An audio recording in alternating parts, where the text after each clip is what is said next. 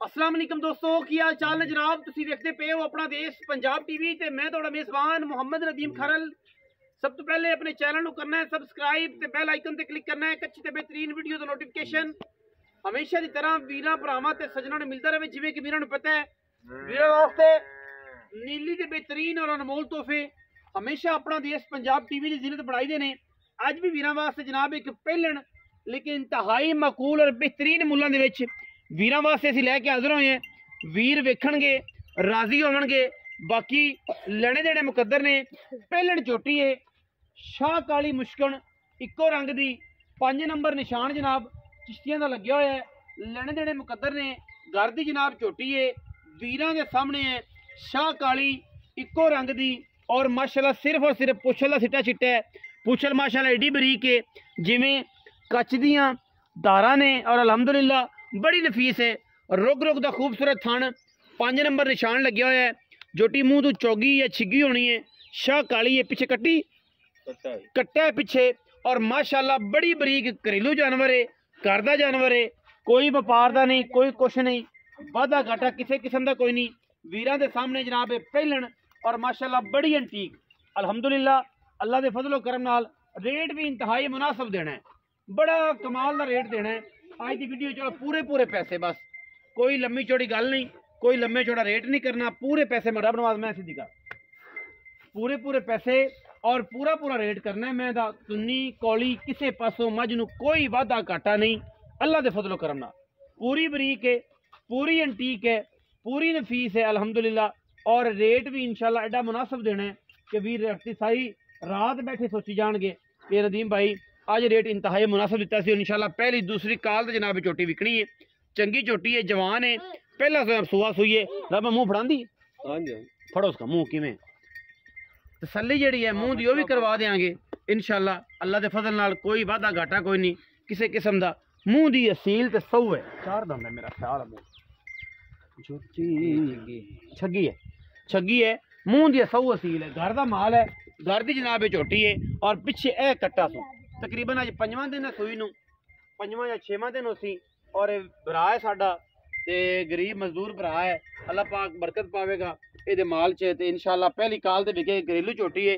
दुध असीं इंशाल्लाह वही दसना जेड़ा इहदे कोल होएगा जेड़ा आपां तसल्ली नाल घर जाके तुहाडे कोल इन्ना होवे लेकिन छट्टे फारे दी गारंटी होएगी। बाकी तुहाडे सामने किसी किस्म दा विच कोई ऐब नुक्स कोई नहीं अल्हम्दुलिल्लाह साफ सुथरी झोटी है।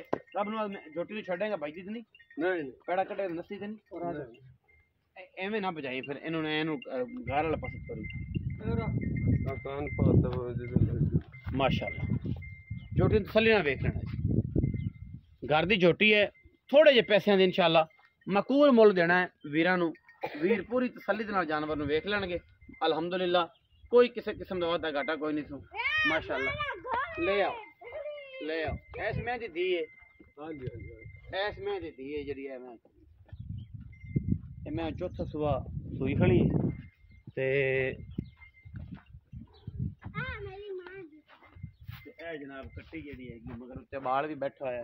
ए नज़ारे ने नीली दे माशाल्लाह चेक करोगे आप बाल उत्ते चढ़े फिरदे हैं ते ए जनाब पहले सुबह दी उस बाद सूंदी भी सारी मादी पई है मेरा ख्याल चौथा हुण सोना से 5वां चौथा या 5वां अच्छा चौथा हुण सोना ते ए जनाब कट्टी सी मुँह 6 दंद दे पहला सुबह जनाब सूई मगर इहदा कट्टा है ते हुण आपां भरा नाल गल्लां करने आओ हां जी इत्थे अपने वास्ते।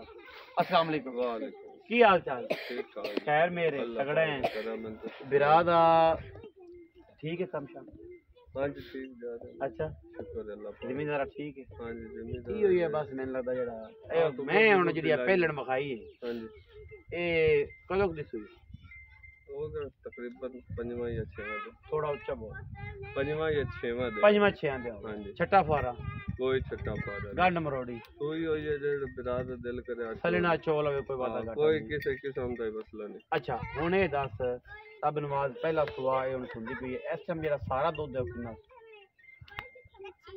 बच्चे नु ना छड्डी 12 14 कोई नहीं बच्चे ना छड्डिए तो सारा 11 किलो दूध 11 दोवां टाइम सोहनी गल है ना लोका तरह 15 16 होना झूठ मारी हो कोई बंदा आवे तो मुनासिब ना आवे आ जेड़ा चवावना है रोग रोग बच्चे नु छड़ के बाकी 11 किलो हां जी चारा थाना च ਲੋਕੇ ਛੱਡ ਕੇ ਜਿਵੇਂ ਲੋਕੇ ਰੂਟੀਨ ਛੱਡ ਕੇ ਦੋ ਦੋ ਬਾਕੀ ਬੁੱਠਾਂ ਸਾਰੇ ਥਣਾ 'ਚ ਹਾਂਜੀ ਤੇ 11 ਕਿਲੋ ਦੋਵਾਂ ਟਾਈਮਾਂ ਦਾ।